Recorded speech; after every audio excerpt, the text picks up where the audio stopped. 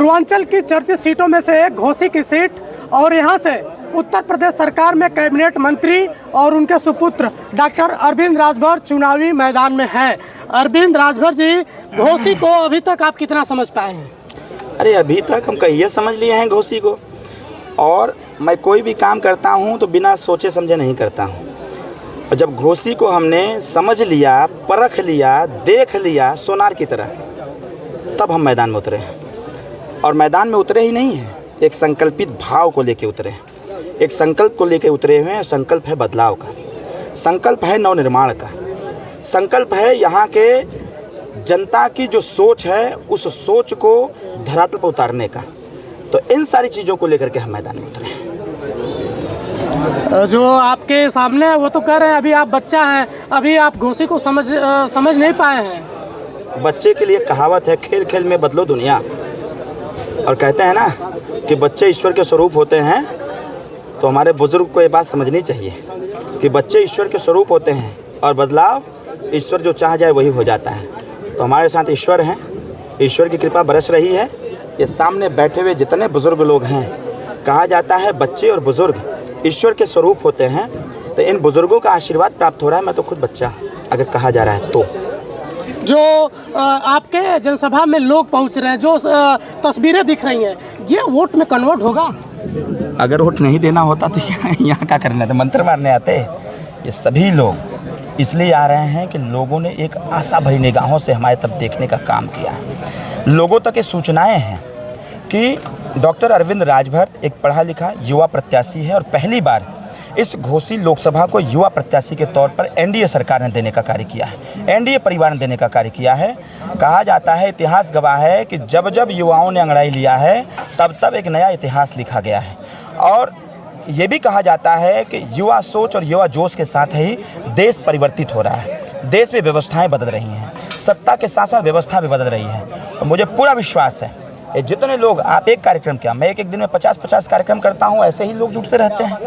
वहाँ तो लोगों को, और अन्य जगह तो लोगों को बुलाए जाते हैं, यहाँ उल्टा हो रहा है। यहाँ लोग इकट्ठा होकर के अरविंद राजभर को बुला रहे हैं कि बेटा तुम आओ, हम तुमको आशीर्वाद देना चाहते हैं, हम तुम्हारा साथ देना चाहते हैं इस घोसी के कल्याण के लिए और जनता के संकल्प को पूरा करने के लिए हम तुमको आशीर्वाद देना चाहते हैं, ताकि तुम्हारे ऊपर सबका आशीर्वाद मिले और सबके साथ निकलो और सबका विकास करो, सबका विश्वास जीतो और सबका प्रयास हो।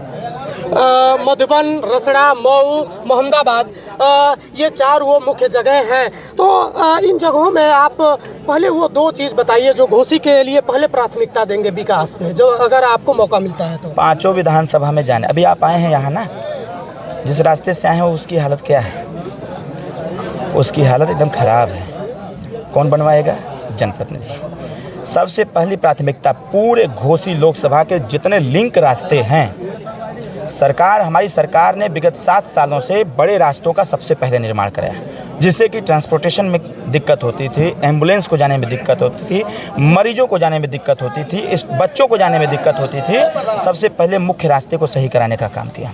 अब नंबर हमारा आया हुआ है और ईश्वरीय कृपा है कि इसी घोसी लोकसभा से पंचायती राज मंत्री जी भी आते हैं। पूरी व्यवस्था, पूरी ताकत झोंक देंगे और घोसी लोकसभा का ये एक भी रास्ता नहीं छोड़ेंगे। सारे रास्ते हो, चाहे 50 मीटर के हो, चाहे 100 मीटर के हो, चाहे 2 किलोमीटर के हो, सारे रास्तों को 1 साल के अंदर युद्ध स्तर पर काम करा करके जनता को विश्वास दिलाऊंगा। अगर आपने छड़ी का बटन दबाया है तो रिवर्स के तौर पर ये आपका बेटा, आपके भाई, आपके घर का बेटा आपको ये देने के लिए तैयार है। दूसरा काम, हमारे छोटे छोटे बच्चे, अमीर के बच्चे तो पढ़ ले रहे हैं, क्या गरीब का अधिकार नहीं बनता है? क्या हर जाति में गरीब तबके के बच्चे हैं, क्या उनको अच्छी शिक्षा नहीं मिलनी चाहिए?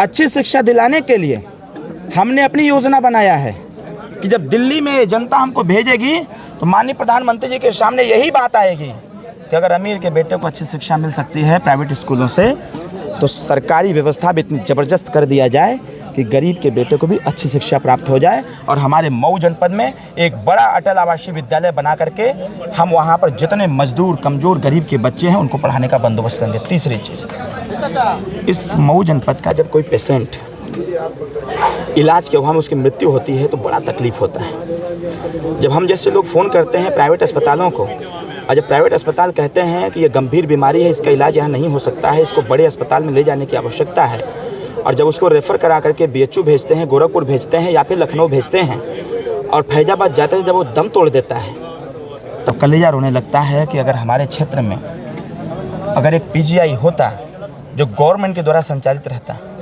अच्छे डॉक्टर होते, डॉक्टर्स के लिए अच्छी व्यवस्था होती, अच्छी मशीनें रहती, तो उस गंभीर बीमारी वाले जो पेशेंट हैं उसका इलाज यहाँ पर हो जाता तो अपने परिवार के साथ रहता। चौथी चीज़, मैं एक बात और कहना चाहता हूँ, जब मैं जाता हूँ पंजाब, जब जाता हूँ गुजरात, महाराष्ट्र, जा कर के जब मैं पाता हूँ कि हमारे इस मऊ का लड़का गुजरात में जा कर के 18 घंटा मेहनत करता है, तब एक महीने में 10,000 रुपया प्राप्त होता है।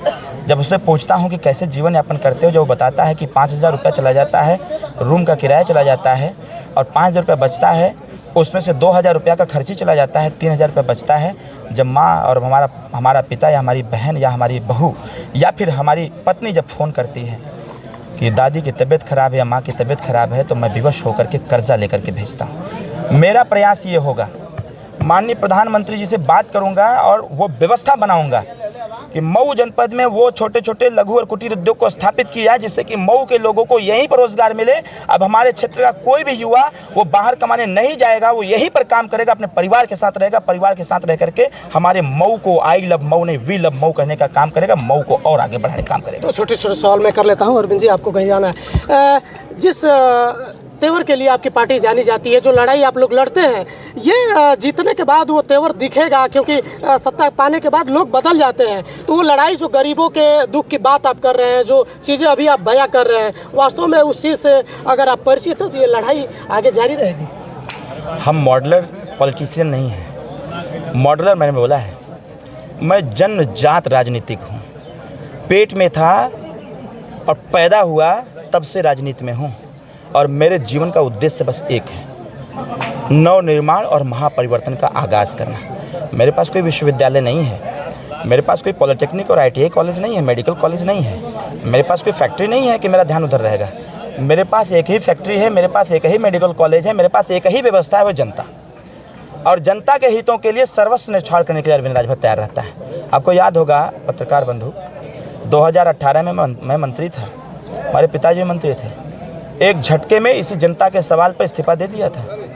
पूरा प्रदेश की सरकार हिल गई थी, और आज फिर पुनः अगर हमारे सरकार में माननीय नेताजी मंत्री हैं तो ऐसे ही नहीं है, और ऐसे ही नहीं पंचायती राज मंत्री बने हैं।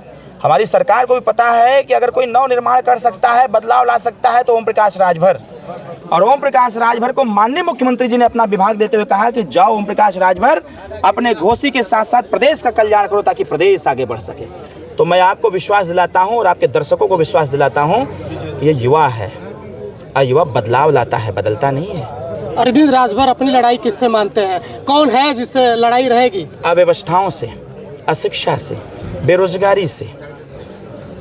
मेरी लड़ाई इन सब लोगों से है। मेरी लड़ाई जो क्षेत्र में विकास नहीं हो पाया उनसे है।